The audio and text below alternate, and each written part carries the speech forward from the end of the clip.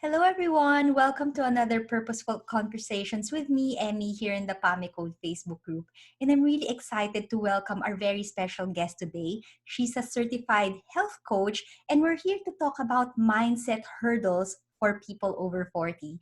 So without further ado, let's all welcome Dawn Nava. Hi, Dawn. Hi, Emmy. Thanks so much for having me today. I'm really excited to talk to you. Well, thank you for joining us today. I mean, so many people in our community are actually over 40, and I'm going towards that age group. So I want to be prepared, and I want to know what to expect. And I think this conversation will be, it'll be fascinating with me, my background in psychology and the personal interest with the the over 40s part. But Right. Dawn, for those people who haven't met you before, I've seen you on the internet, I've seen you on Facebook, and I can see all the things that you've been doing on mindset and your work with women. But for those who haven't seen you before, could you tell us a little bit about yourself, what you do, and how did you get into this field? Absolutely. Well, I am a certified health coach, as you said, and I help women over 40 who suddenly find themselves heavier than they've ever been to lose weight without counting calories or fad dieting or over exercising. So, my background is that I have always been slender. I never had to worry about my weight. That's not because I ate well, because I didn't. I have a sweet tooth and chocoholic and all that. But I have 4 children, and after my first three children, I just lost weight just like that, within 3 weeks. And I just assumed that when I got pregnant at 40 and had my fourth child, the same thing would happen.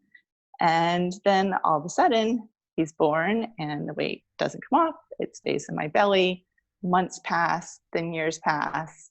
And, I try everything that I have learned over the years. I cut back on what I'm eating, and, I start running again and injuring my feet in the process.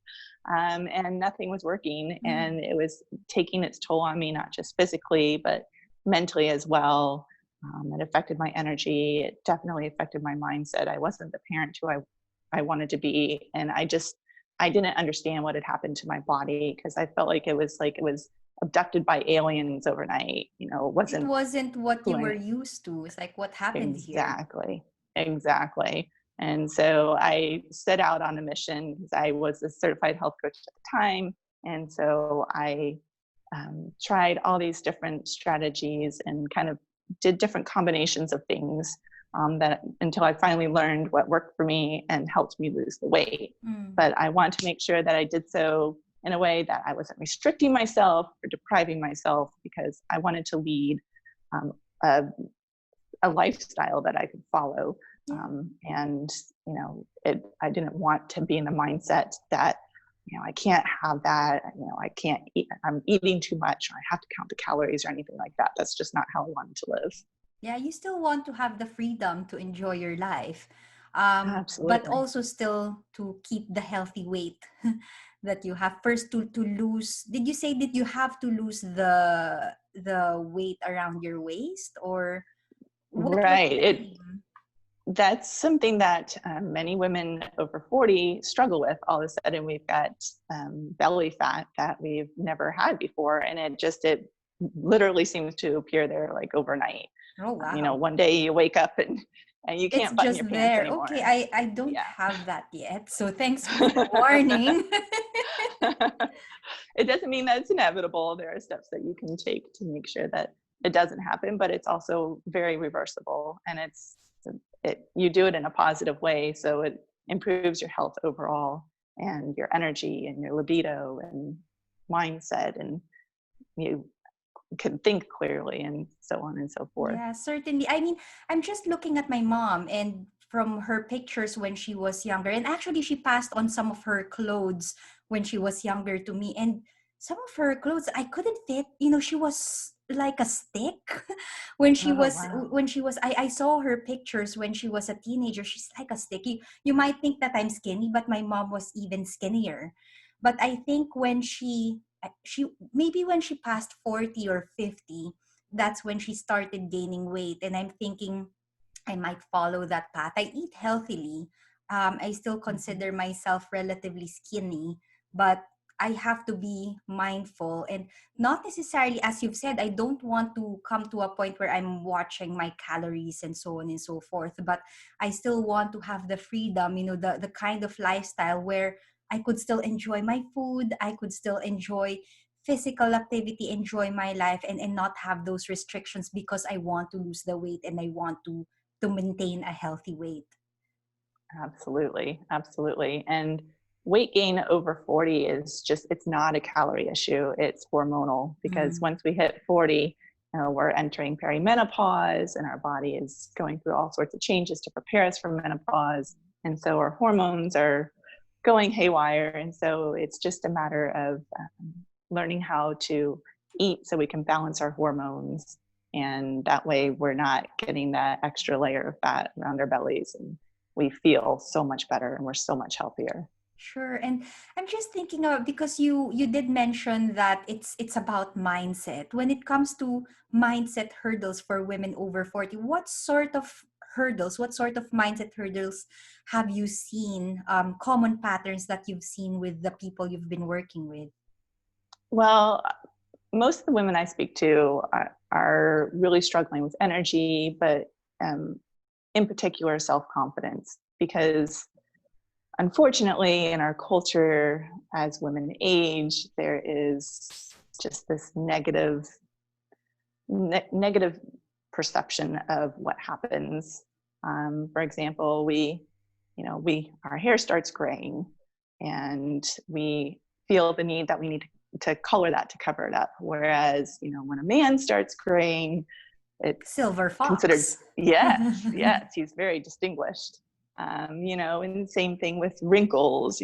They, instead of embracing them and seeing them as something that you've earned, that you're wiser and everything, um, people feel the need to get Botox injections or Yeah. so on and so forth. But it's not the same for men. Mm. And so and just gaining weight as you get older as a woman,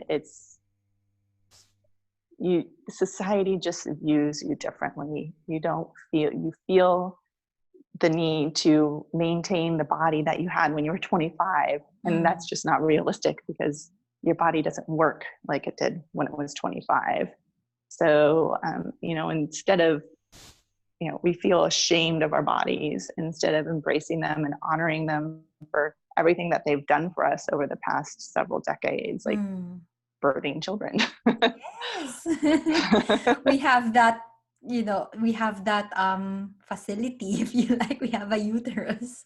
Absolutely, absolutely. So a lot of it is cultural, and it's, we just feel it's ingrained in us from an early age, via media and so on and so forth, that getting older is not positive.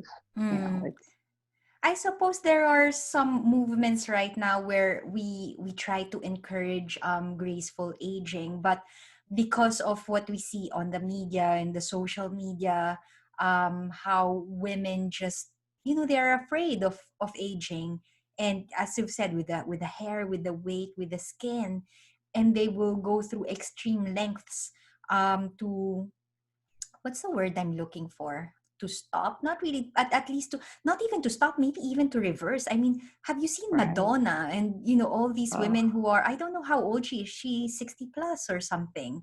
right. It's taking the toll on so many women trying to stop the aging process and even reverse the aging process if they can to maintain that youthful appearance. So you Right. can see this with so many women, and it's one of the main mindset hurdles that you've seen with the women that you work with. Right. It's all in the media. It's all, you feel like you're supposed to look like that. Like you mentioned Madonna, or how about J Lo? I mean, how many hours per day are they working out? Mm. How they have outfits that are specially fitted and things like that. It's just, They they're have a not setting a team. realistic They standard. have a team to help them to Exactly. look like that. And they're in the business. It's part of their business, right? They have Right. to present themselves in a certain way. So Right. what are sort of the beliefs? What are the thoughts that women are telling themselves, the messages that they're telling themselves when it comes to these mindset blocks that they might be holding? Well, I think a lot of it is that I have to fix myself.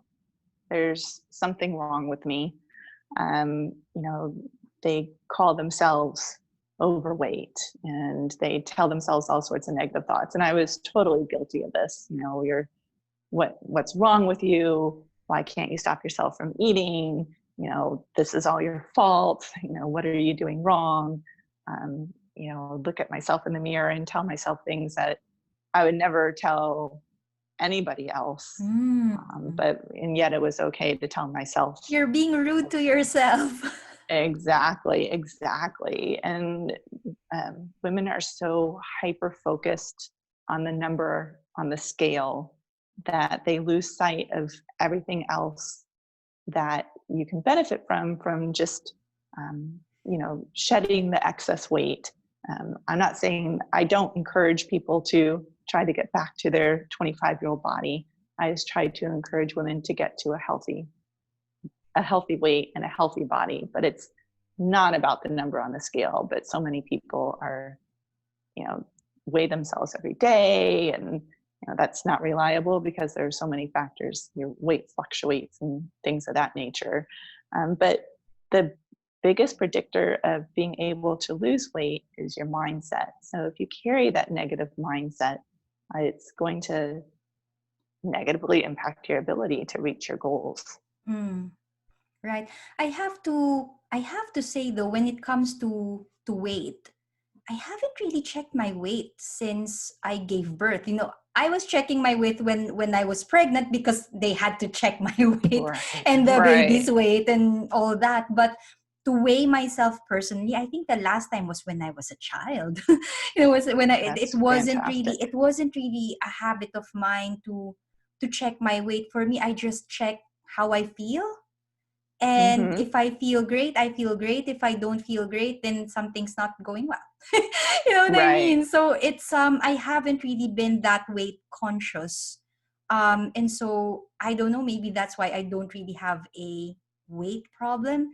Do you think Mm-hmm. that's sort of associated when you see something as a problem, then it becomes a problem? What do you think about that? Oh, absolutely. I mean, when you're focused on the scale and you see a certain number and you tell yourself, well, I need to lose 5 pounds, then that becomes your problem. I need to lose 5 pounds, and everything that's in your mind is on repeat. I need to lose 5 pounds. I need to lose 5 pounds. And then you get back on the scale every day. And, you know, one day you've lost half a pound, the other day you've gained a pound. And You're it's a, fixated, that you're focused on the absolutely, number. it's a vicious cycle. Absolutely. So, and then I think a lot of it is telling yourself, you know, instead of saying, you know, I can't eat that, you know, I'm not allowed to eat that. A lot of it is opening your mind up to look at all that I'm going to be able to eat. Look at all this healthy food that I'm going to be putting into my body. Look at how amazing it's making me feel. And I don't miss how I felt Mm. eating the old way. So It's there's a it's lot of like there's a shifts. yeah, you have to flip that switch.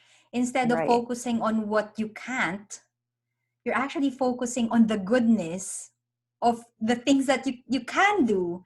And Right. now if you are moving towards, oh, now I can eat these healthy foods, and the positive things that it's going to make me feel, my I don't know, how do you start to make that shift if you're so used to that mindset of, I have to control, I have to stop myself from eating. And if you're so used to being so angry at yourself or being so rude to Mhm. yourself, where do you begin? How do you make that change if you're so used to being in a certain way? Right. And it's not an easy change. It's not something that can happen overnight because you've been talking to yourself like this for so many years that you have to work at retraining the way that you think about yourself and the way that you speak to yourself. So if you find yourself saying something negative like that, stop yourself.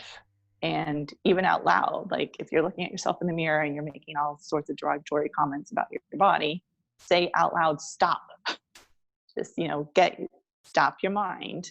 Now, if you say it in your mind, that's not going to work because the racing thoughts just keep going. But if you say it out loud, stop, reframe it.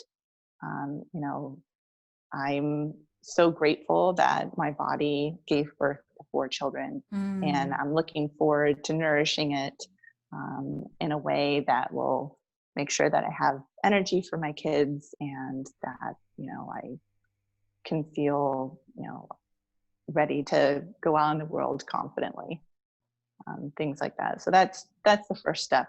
I think Is you it's a just have to conscious retrain. decision. It's a conscious decision to Absolutely. make that shift, because if you've been talking to yourself that way automatically, Mhm. it becomes, yeah, it becomes a habit. You don't even think about it. But now that you're making a conscious decision to change, you're becoming more aware of the messages Right. that you tell yourself. And when you catch yourself saying these nasty things to yourself, you have to consciously say stop, and Absolutely. then you try to shift it if you can. Right. Or, think of yourself, how would I speak to a friend? Mm. Because don't you want to be friends with yourself? You're not the enemy. You're Yeah, your own best it's friend. this compassionate self-talk. I have to say, one of the things that I teach in my books, for example, in Imposter Syndrome Remedy, we talk a lot about the inner critic message. And when you talk to your inner critic, I tell my readers to treat it with a bit of TLC. It's not necessarily tender loving care, but it's a questioning sequence where you stop, you explore where the thought is coming from, and ask, is it true? Is it logical? Is it constructive? Because if the thoughts that you are holding are untrue, illogical, and destructive, then you need to find a way to shift that. But yes, sometimes because these messages are so ingrained that if you're calling yourself names, or if you're being rude to yourself and you embrace it to be true, I think that's when it helps, when you get the support of a mentor or a friend or a buddy who can Absolutely. actually poke you and ask you, I don't think that's true. Or I Right. don't think that's helping you, because sometimes we've been holding on to these beliefs for so long that we don't even notice that they are untrue, illogical, or destructive. That's absolutely true. I mean, surrounding yourself with positive people is paramount to being able to change your mindset. And I think you hit the nail on the head that you need a support system um, to help you through this. And if you do have that friend who you can just call and say, "Hey, I'm trash talking myself again. This is what I'm saying. Can you bring me back to reality here?" That's extremely helpful. And it's it's maybe you can also introduce some positive affirmations. And when you find yourself saying those thoughts, and you say stop, you can look at yourself. You can say, I love myself more than I Mm. love junk food, because Mm. I love junk food. I mean, it tastes really good, Mm. but I love myself a Yeah, lot you more than I love your love junk body food. bit more, and you want to look Absolutely. after your body because your body's been looking after you. That's right. That's right. And it's always going to be there for you. I care about my body and I refuse to put foods in it that will harm me. Um, I am a healthy eater. Saying these things to yourself instead of, just constantly degrading yourself. Mm. You're building yourself up. Making these And positive affirmations and acknowledging the right, goodness about your body, rather than focusing on the things that you don't like. right, absolutely. Don, what about if you are surrounded by people who are actually trash talking you, and people who are Mm. actually telling you things that are not good for your well-being? What do you do about that? Because in certain cultures, for example, where I come from, in the Philippines, we have this extended family. I'm here in the UK and I don't have any Mhm. family or close friends here, but in the Philippines, we have such an extended family that when you go to family reunions and, to events and stuff, you will have your aunties and all these relatives, and you'll say, "Oh, you gained so much weight. Oh, you Mm. got so old." How do you Oh. how do you deal with that? That's a great question, and I didn't grow up with a large extended family, but my husband has a very Mm. Mm. large extended South family, and Asian, right? yes, yes, and although they never spoke about my weight, they would always offer their unsolicited advice about my Yeah, parenting and what I was doing wrong. And I it took honestly years to say, hey, that's an on. this is I'm the parent here. This is my child. I know my child better than anybody else. These are my decisions to make. And so I think in a similar vein, you can say, hey, this is my body.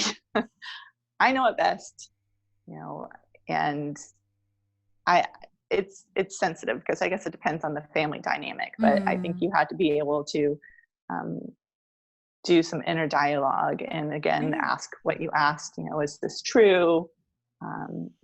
Is it And logical? Is it is constructive? it logical? Certainly, Absolutely. it's one of those things. So you have an inner critic message, and there's also an external critic, and the way you deal with your inner critic could be the same way that you deal with your external critics. These are just messages that are flying, whether it's inside your head or outside your head. But it's up to Right. you how to process it and what to do with it, right? Absolutely. Absolutely. But Yes. yeah, but for us, yeah, in Eastern cultures, we do have big extended families, and I think there's that kind of pressure, when you go to these family reunions, and when you Mhm. meet up, and they say all these things that, oh, you gained weight, oh, you got old, and that kind of stuff. So if you're already having an internal battle with yourself, and to have that validated externally, that certainly can be quite difficult. But if you can, uh what's the word I'm looking for, if you can prepare yourself, if you can retrain Yeah. yourself on how to handle these messages, whether they're coming from inside your head or outside your head, then you'll be more in control with your well-being, and how you deal with how you deal with your body.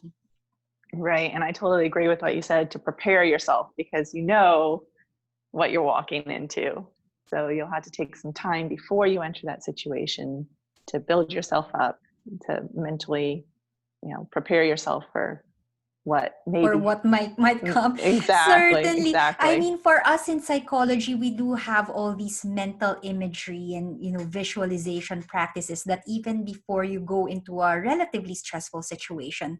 And for some women, that would be a relatively stressful situation. So before they come into that situation, they can already visualize what's to come, but in their visualization exercise, they can see themselves being able to handle it with grace, being able to handle their feelings in the way they respond to that. So when they get into that situation for real, it's almost like they've already rehearsed how they're Right. going to respond. Right. That's excellent. And I I think it's important that you stop the inner critic first and then you'll Mm. be more able to handle the outer critic. Yeah, when you're grounded in yourself, when you actually are steady and in control with yourself, then it's easier to Right. manage the external factors. So I think what you do Right. with the women that you work with, to help them with the mindset shifts, to help them with their own mindset hurdles, when they're able to manage that within themselves, then they are better prepared to also handle the external factors that might come their way. Absolutely. Yeah, mindset is key. Yeah. Yeah. Well, Don, when it comes to mindset, that's one part. How will that ripple into behavior? Do you also help women when it comes to seeking advice from a nutritionist, from a physician, or what's the next step? Or is it just mindset that you have to start with and then it's up to them what they need to do next? Well, you're right that the first step is mindset, because that is the greatest predictor of success. And a lot of women that I speak to just feel like they don't have time for themselves and never prioritize themselves because, we're part of the sandwich generation. We're raising Mm, kids and we're taking elderly. care of our aging parents. And so that's a big hurdle, is to get women to focus on making time for themselves. So once they do that, and once they're working on their mindset, then we go into how to add foods to your diet that will stabilize your blood sugar, because that's what a lot of women over 40 are suffering from, is that they have all this insulin coursing through their bodies because of the way that they've been eating for decades. And Mm. all that insulin all of a sudden is getting stored as fat in their bellies. So we talk about things that they should try to reduce or remove from their diet, like sugar, flour, those things I call belly fat gremlins. And although, yes, yes, they seek to destroy our waistline when we're over 40, but we talk about how to get those out and how to replace them with better foods. And because I'm not about restricting or depriving, one of my, I don't know, one of my special talents is to come up with substitutes for favorite foods. Mm. So I think I mentioned I'm a chocoholic. So I found a way to make like a healthy, like hot chocolate recipe that I make with dates.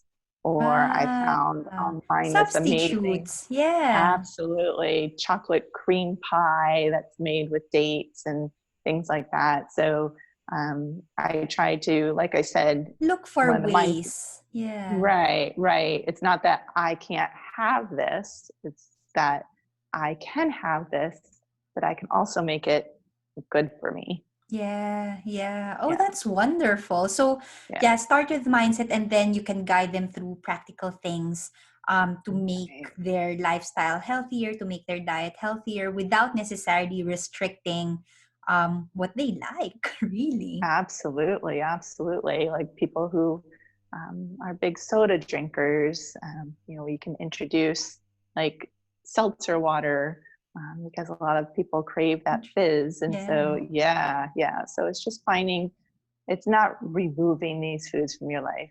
It's adding new foods and Finding finding ways. ways. Absolutely. Yes. Wonderful. Well, Dawn, this has been really interesting, and I'm actually looking forward to my 40s. I mean, I have 2 years left. So it's yeah, I think it's gonna be quite interesting. They say life begins at 40, so we'll see what happens from there on. Yes, the 40s have been my favorite decade so far. You see the world differently once you get to this age. And I've heard that when you hit menopause, something shifts in your brain and you Mm, just start viewing things in a completely differently. different manner than you did in your 20s and 30s. I wonder if it's something to do with the hormones and the synapses in your brain, or I don't know. I'd love to read about that, but there's got to be something. There's got to be something there. But Don, if Right. there's anything that you'd like to leave, if you have a message that you'd like to leave our viewers, what would it be? Oh gosh, I guess, you know, just because of you're over 40 doesn't mean that you're destined to gain weight. You're destined to watch life from the sidelines, as everybody else enjoys it, because you don't have any energy and you're feeling older. You don't have to. You don't. There are ways where you. Um, oh, how can I say this? We have to get older, but we don't have to feel older. And so, as long as if you learn how to nourish your body properly, you will feel like you're 25. You'll have the energy of your 25-year-old self. And I really feel like you can carry that energy forward as long as you're treating your body the way that it wants to be treated. And it's, I guess, just love the stage that you're in. I love my 40s. Enjoy every moment. Think all the life lessons that you've learned up to this point, put into practice, and just go out there and face the world, and you've got this. You conquer it. You're at this point. When you're in your 40s, you're like, well, what have I been waiting for? So just go and do it. Wonderful. Well, thank you very much, Dawn. If people want to reach out and connect with you and possibly work with you, how can they get in touch? Absolutely. I have a Facebook group. I would love to invite people to join my Facebook community. It's Simple Weight Loss Solutions for Women Over 40. You can also find my business page at Dawn Nava Coaching. Wonderful. Well, thank you very much, Don, and thank you everyone for tuning in. I hope that you found value from our conversation today. I mean, okay, I have 2 years left before I hit 40, and yeah, I'm actually looking forward to it to embrace that phase in my life. It's gonna be a new chapter, but it's also a celebration that I've been in this planet for 4 decades. I survived, and I'm carrying all these lessons that I've learned, and maybe passing them on to my child and to the next generation. So just really embracing also what's ahead of our life, and just really having the best time. 40s, yeah, let's bring it on. Absolutely. It's not a midlife crisis. It is the exact opposite. Wonderful. Well, thanks, Dawn. Thanks, everyone, for tuning in. Thank And you. we'll catch up again next time for another purposeful conversations with me, Emmy, here in the PAMI Code Facebook group. Until then, take care and bye for now. Bye. Bye.